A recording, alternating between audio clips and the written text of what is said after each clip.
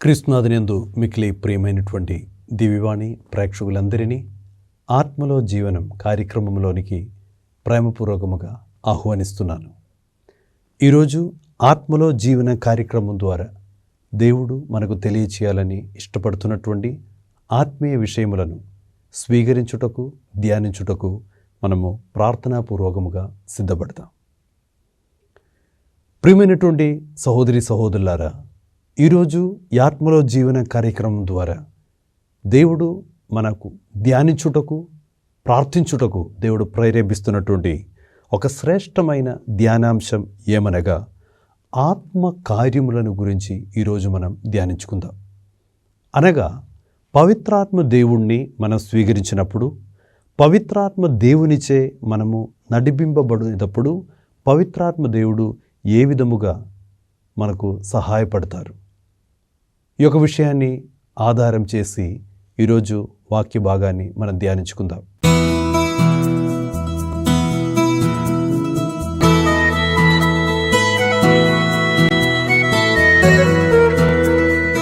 యోహాను సువార్త 16వ అధ్యాయం 7 నుండి 10 వరకు ఉన్నటువంటి వాక్యములను మనం తీసుకుందాం. యోహాను సువార్త 16వ అధ్యాయం 7 నుండి 10 వరకు మనం చూసినట్లయితే పవిత్రాత్మ దేవుణ్ణి గురించి యేసు ప్రభు డైరెక్ట్గా బోధించినటువంటి కొన్ని విషయాలు అక్కడ మనం చూడగలము. పవిత్రాత్మ దేవుణ్ణి గురించి యేసు ప్రభు బోధించినటువంటి 3 ప్రాముఖ్యమైన విషయాలు అనగా, ఒక వ్యక్తి నియంత్రణము పవిత్రాత్మ దేవుని యొక్క చేతిలో ఉన్నట్లయితే, లేకపోతే పవిత్రాత్మ దేవుడు ఒక వ్యక్తి మీదకి దిగి వచ్చినప్పుడు పవిత్రాత్మచే నడిపింపబడిన ఒక వ్యక్తి పొందుకునేటువంటి 3 ఆశీర్వాదాలు దేవుడు ఆ వాక్య భాగంలో వివరిస్తున్నాడు. 7 నుండి 10 వరకు ఉన్నటువంటి వాక్యాలను మనం చూసినట్లయితే, మొట్టమొదటిగా యేసుప్రభు పవిత్రాత్మ దేవుణ్ణి గురించి బోధిస్తున్నటువంటి విషయం ఏమిటంటే, పవిత్రాత్మ దేవుడు ఓదార్చువాడు. రెండవదిగా మనం చూసినట్లయితే ఆ దేవుడు నిరూపించువాడు. మూడవదిగా సంపూర్ణమైన సత్యములోనికి నడిపించువాడు. ఈ 3 విషయాలు పవిత్రాత్మ కార్యములను ఈరోజు మనం ప్రార్థించవలసిన ఒక విషయం ఏమిటంటే, దేవా నీ ఆత్మ కార్యములో నాలో జరిగింప చేయమని ప్రార్థించాలి. దేవుని ఆత్మ కార్యాలు నాలో జరిగింప చేయాలని నేను ప్రార్థిస్తున్నప్పుడు పవిత్రాత్మ దేవుడు నా జీవితంలో చేసి 3 కార్యాలు ఇవి. మొట్టమొదటిగా దేవుడు ఓదార్చువాడు. ఆ దేవుడు సహాయకుడు. గ్రీక్ భాషలో పారాక్లైట్ అని చెప్తూ ఉంటారు, సహాయకుడు అని పిలుస్తుంటాం. అయితే దేవుని ఆత్మ మాకు సహాయపడతాడు. ఏ విధముగా సహాయపడతారు మనం చూసినట్లయితే, రోమాలేఖనంలో 8వ అధ్యాయం 26వ వాక్యం మనం చూసినట్లయితే 3 విధాలుగా పవిత్రాత్మ దేవుడు మనకు సహాయపడతారు. ఏ విధముగా సహాయపడతారు? మొట్టమొదటిగా దేవుని వాక్యం సెలవిస్తున్నది, బలహీన సమయంలో పవిత్రాత్మ దేవుడు మనకు సహాయపడతారు. బలహీన సమయంలో బలమిచ్చువాడు పవిత్రాత్మ దేవుడు. యెషయా గ్రంథంలో ఒక వాక్యం ఈ విధముగా ఉన్నది, అతడు అలసిపోయిన వారికి శక్తిని, దుర్బలలకు బలమును ప్రసాదించు దేవుడు. సో పవిత్రాత్మ దేవుడు ఒక వ్యక్తి మీదకి దిగి వచ్చినప్పుడు, పవిత్రాత్మ దేవుని ద్వారా నడిపింపబడిన ఒక వ్యక్తి బలహీన సమయంలో కొన్నిసార్లు భయంకరమైన నిస్సహాయత జీవితంలో ఎదురవుతూ ఉంటాయి, బలహీన సమయాలు ఎదురవుతూ ఉంటాయి. అయితే దేవుని యొక్క ఆత్మచే నడిపింపబడిన ఒక వ్యక్తి నువ్వు అయితే, నీ బలహీన సమయంలో ఆ దేవుని ఆత్మ నిన్ను బలపరుస్తాడు. పౌలు తన యొక్క అనుభవాల నుండి జీవితంలో ఎన్నోసార్లు బలహీనపడబడినటువంటి ఒక వ్యక్తి, ఎన్నోసార్లు కూడా భయంకరమైన నిస్సహాయతకు గురి అయినటువంటి వ్యక్తి, ప్రతిక్షణము కూడా నిస్సహాయ పరిస్థితులను ఎదుర్కొనేటప్పుడు ఆ దేవుడు ప్రసాదించే ఆ శక్తి మీద ఆధారపడి అటువంటి పరిస్థితులను అధిగమించినటువంటి వ్యక్తి మనకు నేర్పిస్తున్నాడు. మన బలహీన సమయంలో దేవుని ఆత్మ మనకు బలమిస్తాడు. ఈ యొక్క వాక్య పరిచర్యలో పాల్గొనే సమయంలో ఎవరైనా బలహీనమైన పరిస్థితులు ఉండి ఈ వాక్య పరిచర్యలో పాల్గొంటున్నారేమో, వాళ్ళందరికీ కూడా దేవుడు తన శక్తిని ప్రసాదించునుగాక. ఆ బలహీన సమయంలో బలపరచువాడు దేవుడు. రెండవదిగా పౌలు ఆ వాక్యములో చెప్పేది ఏంటంటే, యుక్తముగా ప్రార్థించుటకు మనకు తెలియదు. యుక్తమైనటువంటి ప్రార్థన మనకు తెలియదు. అంటే పవిత్రాత్మ దేవుని ద్వారా నడిపింపబడిన ఒక వ్యక్తి పొందుకునేటువంటి ఒక ఆశీర్వాదం ఏమిటంటే సరైన ప్రార్థన విధానం పవిత్రాత్మ దేవుడు నేర్పిస్తాడు. చాలాసార్లు మనకు ప్రార్థన ఏ విధముగా చేయాలని మనకు తెలియదు. కొన్నిసార్లు మనం ప్రార్థిస్తుంటాము, కానీ ఆ దేవుడు మనలో నుండి ఏమి కోరుకుంటున్నారో, దేవుని చిత్తానికి అనుగుణముగా మరి ఏ విధముగా ప్రార్థించాలని మనకు తెలియలేని సందర్భాల్లో పవిత్రాత్మ దేవుడు యుక్తముగా ప్రార్థించుటకు పవిత్రాత్మ దేవుడు మనల్ని నేర్పిస్తాడు. ఆ యుక్తమైన ప్రార్థన మనం ప్రార్థించినప్పుడు అటువంటి ప్రార్థనలకు ఖచ్చితంగా పరలోకము నుండి మనం ప్రత్యుత్తరము, పరలోకము నుండి మనం జవాబు పొందగలము. ఇప్పుడు పవిత్రాత్మ దేవుని ద్వారా నడిపింపబడినటువంటి ఒక వ్యక్తిలో కలిగినటువంటి రెండవ ఆశీర్వాదము యుక్తముగా ప్రార్థించుటకు ఆ దేవుడు మనల్ని నేర్పిస్తాడు. మూడవదిగా రోమలేఖనములో 8:26లో మూడవ వాక్యము, మూడవ విషయము పౌలు నేర్పిస్తున్నటువంటి ఒక విషయం ఏమిటంటే మాటలకు సాధ్యపడని సందర్భాల్లో నిట్టూర్పుల ద్వారా ఆత్మ మన కోసము ప్రార్థన చేస్తారు.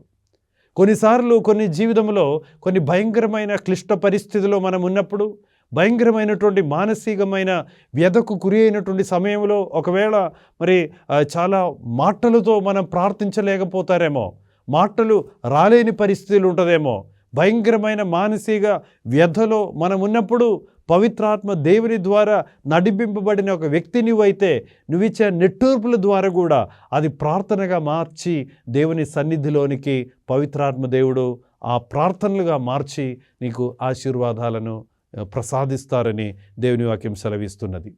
సో దేవుడు పవిత్రాత్మ దేవుడిని గురించి నేర్పించుకునేటప్పుడు, ఆత్మ కార్యాలను గురించి నేర్పించేటప్పుడు మొట్టమొదటిగా మనం నేర్చుకునేటువంటి విషయము ఆ దేవుడు మాకు సహాయపడువాడు.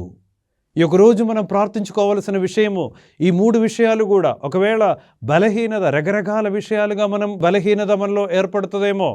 కొంతమంది కొన్ని పాప విషయాల మీద, కొన్ని పాపములను, కొన్ని పాప శోధనలను గెలవలేక ఎల్లప్పుడూ కూడా ఆ బలహీన పరిస్థితులు ఉండి పదే పదే ఆ చేయకూడదని కార్యములను చేసి పాపముల మీద పాపము చేసి భయంకరమైన బలహీనతకు గురి అయి మరి దేవుని యొక్క కృపను తృణీకరిస్తూ దేవుని యొక్క కృప నుండి చాలా దూరంగా అయిపోతున్నటువంటి పరిస్థితిలో మనలో ఎవరైనా ఉన్నారేమో. దేవుని ఆత్మ ఈరోజు మనందరినీ కూడా హెచ్చరిస్తూ ఉన్నాడు. మనమందరం కూడా ఆ దేవుని యొక్క బలం కోసము ప్రార్థించాలి. దేవుని యొక్క వాక్యం ఈ విధముగా సెలవిస్తున్నది, నీ బలహీన సమయంలో నిన్ను బలపరచువాడు దేవుడు. దేవుడు పౌలుతో చెప్పినటువంటి ఒక మాట, నీ బలహీన సమయంలో my power will be made perfect in your weaknesses. నీ బలహీనత యందు నా శక్తి పరిపూర్ణమగుచున్నదని దేవుని యొక్క వాగ్దానము. ఈ యొక్క రోజున ఈ యొక్క వాక్య పరిచర్య మధ్యలో ఉన్నప్పుడు నిన్ను బలహీనపరుస్తున్నటువంటి పాప శోధన ఏమిటి? కొన్ని పాప శోధనలు ఎప్పుడు కూడా నిన్ను బలహీనపరుస్తుందా? దేవుని కోసం నిలబడాలని, బలమైనటువంటి దేవుని సాక్షిగా జీవించాలని మనసులో ఆశ ఉన్నప్పటికీ కూడా కొన్ని పాప శోధనలు, కొన్ని పాపపు అలవాట్లు దానికి అడ్డంగముగా నిలబడుతున్నదా? ఆ కోట ఎరుకో కోట వలె నిలిచి, ఆ ఎర్ర సముద్రము వలె నిలిచి ముందుకు వెళ్ళనీయకుండా దేవుని యొక్క కృపలో ఎదగలేని రీతిలో నిన్ను ఆటంకపరుస్తున్నటువంటి కొన్ని పాప శోధనలు నీ ముందర ఉంటుందా? ఈరోజు దేవుని ఆత్మ ప్రేరేపిస్తున్నాడు, నువ్వు ప్రార్థించు. దేవా నన్ను బలపరచుము దేవా, పవిత్రాత్మ దేవా నేను బలహీనతతో ఉన్నాను, నేను బలహీనుడైపోతున్నాను, కొన్ని శోధనలను, కొన్ని సమస్యలను నేను గెలవలేకపోతున్నాను, నీ శక్తి నాకు ప్రసాదించుము దేవా. దేవుని వాక్యం సెలవిస్తున్నది, ప్రభువుని నమ్మిన వాళ్ళు నూతన బలమును పొందుదురు, వాళ్ళు పక్షిరాజుల వలె రెక్కలు చాచి పైకెగురుదురు. నిన్ను ఆటంకపరుస్తున్నటువంటి కృప నుండి దూరం చేస్తున్నటువంటి, కృపలో ఎదుగుటకు ఆటంకపరుస్తున్నటువంటి ప్రతి ఒక్క సమస్యలను దాటి వాటినన్నిటి మీద కూడా విజయము పొందుకొని అద్భుతకరమైన విధముగా ముందుకు వెళ్ళే ఆ కృపను, శక్తిని ఆ ప్రభువు నీకు ప్రసాదిస్తాడు. అందుకే ఈరోజు మనం ప్రార్థించవలసిన ఒక విషయము, దేవా నీ ఆత్మ కార్యములు నాలో జరిగింపచేయము దేవా. దేవుని ఆత్మ కార్యాలు ఒక వ్యక్తి జీవితంలో దేవుడు జరిగింప చేయటం ప్రారంభించుకునేటప్పుడు ఆ వ్యక్తి బలం పొందుకుంటారు, ఆ వ్యక్తి యుక్తముగా ప్రార్థించటం నేర్చుకుంటారు, ఆ వ్యక్తి ఒకవేళ మరి మాటలకు సాధ్యపడలేని పరిస్థితులు ఉన్నప్పటికీ కూడా ఆ వ్యక్తి నుండి దేవుని వైపు ఆ వ్యక్తి చూపించే ఆ నెట్టూర్పుల ద్వారా కూడా ఆ వ్యక్తి ఆశీర్వాదాలు పొందుకుంటారని ఈరోజు దేవుని వాక్యం మనకు సెలవిస్తున్నది. అదేవిధముగా పునీత పౌలు ఎఫెసస్ లేఖనములో 3వ అధ్యాయం 16వ వాక్యం మనకు సెలవిస్తున్నది. పవిత్రాత్మ దేవుడు సహాయం చేయువాడని, ఓదార్చువాడని దేవుని వాక్యం యేసుప్రభు మనల్ని బోధిస్తున్నప్పుడు ఈ యొక్క సహాయము ఏ విధముగా పవిత్రాత్మ దేవుడు మనకు సహాయం చేస్తాడు? ఎఫెసస్ లేఖనములో 3వ అధ్యాయం 16వ వాక్యం సెలవిస్తున్నది, అంతరంగికమైన స్థిరత్వముతో మనకు సహాయం చేస్తాడు. అంతరంగికమైనటువంటి ఒక స్థిరత్వము, ఆ స్థిరత్వము మనలో నుండి తొలగించి ఆ స్థిర మనసుతో దేవుణ్ణి వెంబడించే కృపను మనకు దయచేస్తాడు. చాలామంది విశ్వాస జీవితంలో కూడా దేవుని బిడ్డలు అని పిలువబడేటప్పుడు కూడా చాలా వ్యక్తులు, చాలా విశ్వాసులు కూడా ఈ రోజుల్లో అస్థిరమైన మనసుతో ఆ దేవుణ్ణి వెంబడించే వాళ్ళు చాలామంది ఉంటారు. అనగా ఒకవైపు దేవుని వైపు చూస్తుంటారు, ఇంకొక వైపు లోక వైపు చూసి జీవించే వాళ్ళు ఉంటారేమో. మన జీవితం కూడా ఆ విధముగా మనం జీవిస్తున్నామా? ఒకవైపు దేవుని వైపు చూస్తుంటాము, ఇంకొక వైపు లోకము వైపు చూసి అస్థిరతతో మన విశ్వాస జీవితాన్ని మనం ముందుకు కొనసాగిస్తుంటారేమో. దేవుని వాక్యం సెలవిస్తున్నది, అంతరంగికమైన ఆ స్థిరత్వముతో ఆత్మ ద్వారా నువ్వు ఆ శక్తిని పొందుకుంటారు. అంతరంగికమైన ఆ స్థిరత్వముతో ఆ దేవుని వెంబడించే కృపను పొందుకుంటారు. అంతరంగికమైనటువంటి ఆ శక్తి, అంతరంగికమైనటువంటి ఆ యొక్క స్థిరత్వం మనకెందుకు కావాలి? కొన్నిసార్లు దేవుని పట్ల ఎక్కువ ప్రేమ మనం చూపించేటప్పుడు, దేవాలయంలోనికి వెళ్ళేటప్పుడు, దేవుని సన్నిధిలో నిర్ణయాలు తీసుకుంటాము. దేవా, ఇక నుండి నా జీవితంలో ఆ చెడ్డ కార్యము నేను చెయ్యను, పాప కార్యము నేను చెయ్యను, ఆ పాపాన్ని నా జీవితం నుండి నేను దూరం చేస్తున్నాను అట్లా నిర్ణయించుకొని మరలా తిరిగి వెళ్తారేమో. కానీ ప్రభు సన్నిధిలో పెట్టినటువంటి ఆ మాట, దేవునికి ఇచ్చినటువంటి ఆ మాట మీద నిలబడలేని పరిస్థితిలో నువ్వు విసర్జించి నీ నుండి దూరం చేసినటువంటి ఆ పాప కార్యములో మరలా నువ్వు మనసు పెట్టుకుని ఆ పాపం మీద నీ మనసు పెట్టి ఆ పాప సుఖాలను వెదకి పదే పదే పాపములో పడిపోతున్నటువంటి పరిస్థితిలో నువ్వు ఉన్నావా? దేవుని వాక్యం సెలవిస్తున్నది, అంతరంగికమైన స్థిరత్వము పొందుటకు ఆత్మ మాకు సహాయపడుతున్నది. వీక్ విల్డ్, మన మనసులో ఆశ ఉన్నది.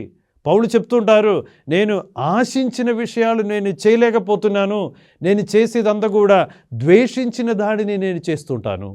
మంచిది చేయాలని మనసులో ఆశ ఉన్నది, మంచి రీతిలో మాట్లాడాలని మనసులో ఆశ ఉన్నది, కానీ చేసేది మాత్రం నేను ద్వేషించినది మాత్రము నేను చేయబోతున్నారని ప్రభు సన్నిధిలో ఏడ్చి ప్రార్థించినటువంటి గొప్ప వ్యక్తి పునీత పౌలు గారు. కానీ ఆ విధముగా ప్రార్థించినప్పుడు దేవుడు అతనికి ఇచ్చినటువంటి ఒక మాట, నీ బలహీనత యందు నా శక్తి పరిపూర్ణమగుచున్నది.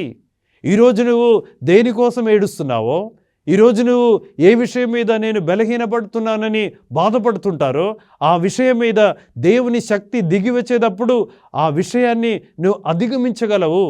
ఆ శక్తిని మించిన ఒక శక్తి నీలో ఆ దేవుడు ప్రసాదించి, దేన్ని ఏ విషయము ఈరోజు వరకు కూడా నిన్ను ఏడిపించిందో, ఏ విషయం మీద నువ్వు ఓడిపోయావో ఆ విషయం మీద విజయము ప్రసాదించుటకు పవిత్రాత్మ దేవుడు నీకు అత్యంత సమీపముగా ఉంటారని ఈరోజు దేవుడు మనకు నేర్పిస్తున్నారు.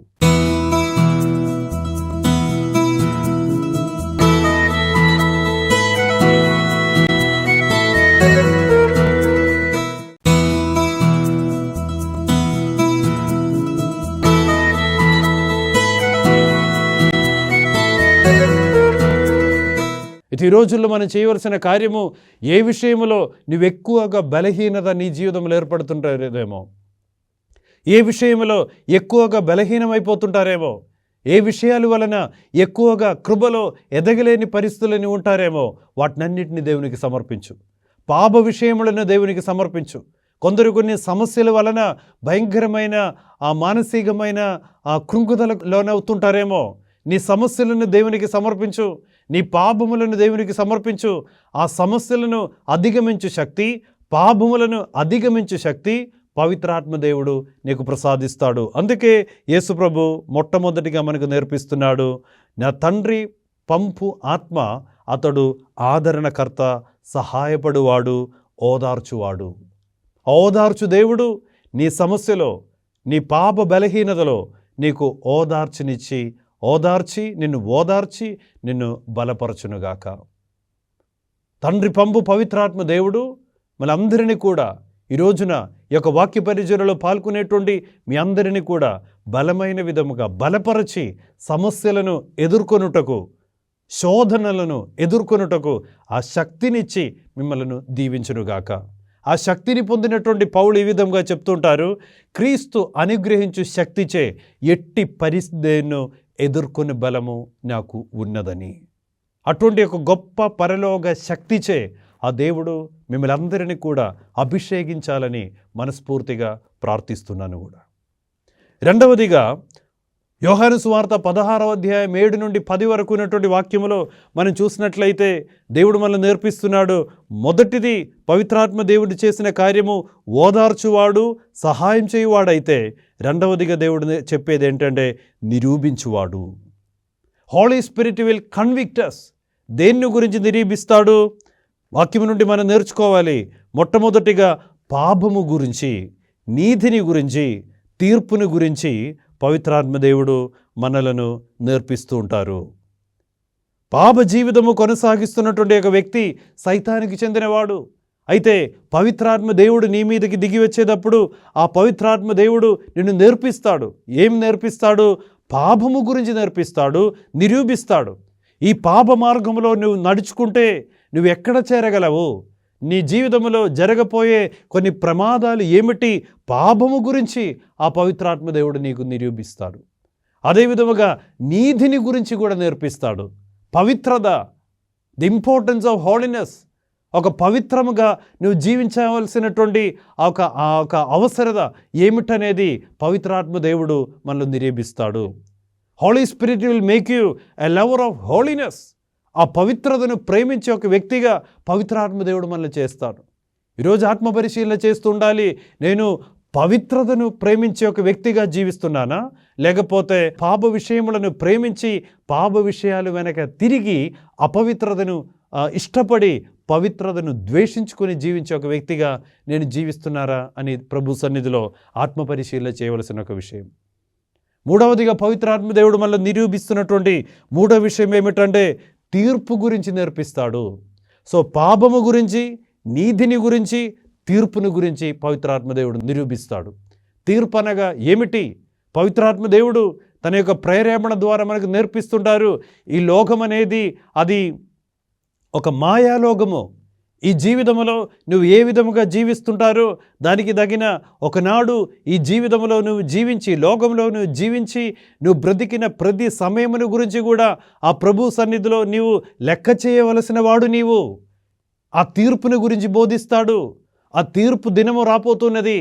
ఒకనాడు ఆ దేవుని యొక్క ఆ తుది తీర్పు దినమున ఆ ప్రభు యొక్క పవిత్రమైన ఆ ఒక సింహాసనం ముందర నువ్వు నిలిచి ఈ లోకములో నువ్వు జీవించినప్పుడు నువ్వు చేసిన, చెప్పిన, మరి చూసిన, మీ జీవించిన ప్రతి దానిని బట్టి, నీ జీవిత వ్యవహారమును బట్టి ఆ ప్రభు సన్నిధిలో లెక్క చెప్పవలసిన వాడని నిరూపించేవాడు పవిత్రాత్మ దేవుడు. ఈరోజు మనం ప్రార్థిస్తున్నాం, దేవా పవిత్రాత్మ నీ ఆత్మ కార్యములు నాలో జరిగింపచేయము అని మనం ప్రార్థించేటప్పుడు ఈ మూడు విషయాలు మన మనసులోనికి రావాలి. పవిత్రాత్మ దేవుడు మనలను పాపం గురించి నేర్పిస్తాడు, నీతిని గురించి నేర్పిస్తాడు, తీర్పుని గురించి నేర్పిస్తాడు. మన అనుదిన జీవితంలో ఈ విషయాలను మరి అత్యంత గౌరవముగా మనం తీసి ఆ విధముగా మన జీవితాన్ని మనం క్రమపరచుకుంటున్నామా? నీతిని గురించి ఆలోచించి మనం జీవిస్తున్నామా? మనం చెప్పే ప్రతి మాట, చేసే ప్రతి కార్యం దానికి కూడా చివరి రోజున ఆ ఒక తుది తీర్పు దినమున ప్రభు సింహాసనం మీద నిలిచి నేను లెక్క చెప్పవలసిన వ్యక్తి అనేటువంటి ఆ యొక్క జ్ఞానముతో, ఆ యొక్క అవగాహనతో మనం జీవిస్తున్నామా? అదేవిధముగా పాపమును గురించి, ఆ పాపములో ఉన్నటువంటి ప్రమాదములను గురించి, ఆ పాపమునకు దూరమై ఒక జీవితం జీవించడానికి మనం ప్రయత్నిస్తున్నామా? దేవుడు చెప్తున్నారు, పవిత్రాత్మ దేవుడు నిరూపించువాడు. Holy spirit will convict us. ఆ పవిత్రాత్మ దేవునితో మనం ప్రార్థించాలి. ఆ పవిత్రాత్మ దేవునిలో మనం ఎదిగేటప్పుడు, పవిత్రాత్మ దేవుని యొక్క కార్యము మనలో జరిగేటప్పుడు మనం చేస్తున్నటువంటి పాపము గురించి, మన కోసము ఎదురవుతున్నటువంటి మనం వేంచేస్తున్నటువంటి ఆ నీతిని గురించి, అదేవిధంగా పవిత్రతను గురించి కూడా మనం చాలా వరకు కూడా మనల్ని మనం అప్డేట్ చేస్తూ దాని ప్రకారము మన జీవితము మనం జీవించగలము. కీర్తన గ్రంథం 94:18 పవిత్రాత్మ దేవుని ద్వారా అభిషేకింపబడిన తర్వాత దావీదు రాజు ఈ విధముగా చెప్తున్నాడు, నేను కాలు జారి పడిపోచున్నానని నీతో చెప్పిన వెంటనే నీ ప్రేమ నన్ను రక్షించెను. నేను కాలు జారి పడిపోతున్నాను దేవా అని చెప్పిన వెంటనే, అంటే ఆయన ప్రార్థించాడు, దేవా నీ పవిత్రాత్మను నాలో నుండి తీసివేయకము. పదే పదే ఏ పాపాన్ని నేను చెయ్యను, ఏ పాపాన్ని నేను ద్వేషిస్తున్నాను, ఇంకా నేను ఆ పాపము చెయ్యను అని ప్రభు సన్నిధిలో ఆ మాట ఇచ్చిన తర్వాత కూడా పౌలు దావీదు రాజు పదే ఆ పాపములో పడిపోయే ఆ శోధన ఎదురయ్యేటప్పుడు దేవుణ్ణి పిలిచి ప్రార్థించాడు. పవిత్రాత్మ ప్రభువా నాలో నుండి దూరముగా ఉండవద్దని ప్రార్థించాడు. దావీదు ఏడ్చాడు. దేనికోసం ఏడ్చాడు? ఆస్తి పోతుందని ఏడవలేదు. కుమారుడు తన రాజ్యాన్ని తీసుకువెళ్ళబోతున్నాడని దాని గురించి ఏడవలేదు. నా రాజ్యము ఇంకా శత్రువులు స్వాధీనపరచుకోవటానికి సిద్ధపడుతున్నారని విని ఏడవలేదు. దావీదు బైబిల్లో ఏడ్చేదే పవిత్రాత్మ దేవుని కోసమే. దేవుని సమక్షంలో ఉండి ప్రార్థించాడు, Lord do not take away your Holy Spirit from me. నీ ఆత్మను నాలో నుండి దూరం చేయవద్దు దేవా అని కన్నీటితో ప్రార్థించి పవిత్రాత్మ అభిషేకం పొందుకునేటువంటి దేవుని యొక్క బిడ్డ దావీదు రాజు. ఆ రాజు చెప్తున్నాడు, నేను కాలు జారి పడిపోవచ్చున్నాను దేవా అని ప్రభువుతో చెప్పిన వెంటనే నీ ప్రేమ నన్ను రక్షించెను, కాపాడారు. ఈరోజు దేవుని యొక్క వాక్యము మనల్ని కూడా హెచ్చరిస్తున్నటువంటి ఒక విషయము, బలహీన సమయంలో రకరకాల జీవిత సమస్యలు ఉండి పదే పదే కొన్ని శోధనలకు గురి అయ్యే పరిస్థితిలోనే ఉన్నారా? ప్రార్థించు, దావీదు వలె ప్రార్థించు. ఆ దేవుని యొక్క ప్రేమ, దేవుని యొక్క శక్తి, ఆ శక్తి నిన్ను కొన్ని ప్రమాదముల నుండి కాపాడుతుంటుంది. అదేవిధముగా యేసుప్రభు ఈరోజు 16వ యోహాను సువార్త 16వ అధ్యాయం నుండి నేర్చుకునేటువంటి రోజున దేవుడు మనకు నేర్పిస్తున్నటువంటి 3వ విషయము, పవిత్రాత్మ దేవుడు సంపూర్ణమైన సత్యమునకు నడిపించువాడు. Holy spirit is spirit of truth. సంపూర్ణమైన సత్యములోనికి నడిపించును అనగా దానిలో ఉన్నటువంటి అర్థం ఏమిటంటే, పవిత్రాత్మ దేవునిచే అభిషేకమును పొందుకునేటప్పుడు దివ్య జ్ఞాన సంపదలు ఆ దేవుడు నీకు అధికముగా ప్రసాదిస్తాడు. దేవుని యొక్క వాక్యములో ఉన్నటువంటి మర్మములను అది లోతుగా అర్థం చేసుకోగలిగినటువంటి జ్ఞానము ఆ దేవుడు నీలో అధికము చేస్తాడు. సమేతుల గ్రంథం 30వ అధ్యాయం 5వ వాక్యం సెలవిస్తున్నది, దేవుని వాక్కులలో అసత్యము ఉండదు, అతన్ని ఆశ్రయించు వారిని అతడు డాలువలే కాపాడును. ప్రభు మాటల్లో, దేవుని వాక్యములో అసత్యము ఉండదు. ఆ దేవుని యొక్క మాటల్లో అసత్యం ఉండదు, బైబిల్లో అసత్యం ఉండదు. కానీ చాలామంది లోతుగా బైబిల్ని ధ్యానించలేకపోతుంటారు. ఆ బైబిల్లో ఉన్నటువంటి ఆ సంపూర్ణమైనటువంటి దివ్య జ్ఞాన సంపదలన్నింటినీ కూడా స్వాధీనపరచుకోవటానికి, ఆ మర్మములన్నింటినీ కూడా దేవుడు కోరుకునే విధముగా అది అర్థమవటానికి పవిత్రాత్మ దేవుని యొక్క సన్నిధి మన జీవితంలో మనకు ఎంతో అవసరము. ఈరోజు మనం ప్రార్థించాలి, దేవా నీ పవిత్రాత్మ దేవునితో నన్ను నింపుము దేవా. ఒకవేళ ప్రతిరోజు బైబిల్ చదువుకునే వాళ్ళు ఉంటారు, కానీ బైబిల్ చదివినా కూడా కొందరు ఏ విషయం కూడా అర్థం అవ్వలేని పరిస్థితులు ఉంటారేమో. కొన్ని విషయాలు చదివినా కూడా అది సరైన విధముగా గ్రహించలేని వాళ్ళు కొందరు మన మధ్యలో ఉంటారేమో. ప్రార్థన చేయవలసినది, పవిత్రాత్మ దేవా నీ ఆత్మ, నీ శక్తి, నీ యొక్క జ్ఞాన వరముతో నన్ను అభిషేకించుము. ఆ దివ్య జ్ఞాన సంపదలు నేను స్వాధీనపరచుకునే విధముగా ఆ పరలోక జ్ఞానముతో నన్ను అభిషేకించుము అని మనం ప్రార్థన చేయవలసినటువంటి విషయము. కావున ప్రియమైనటువంటి సహోదరి సహోదరులారా, ఈరోజు ఆత్మలో జీవనం కార్యక్రమంలో పాల్గొనేటువంటి సమయంలో మనం చేయవలసిన ముఖ్యమైన ఒకే ఒక ప్రార్థన, దేవా నీ ఆత్మ కార్యములు నాలో జరిగింపచేయము దేవా.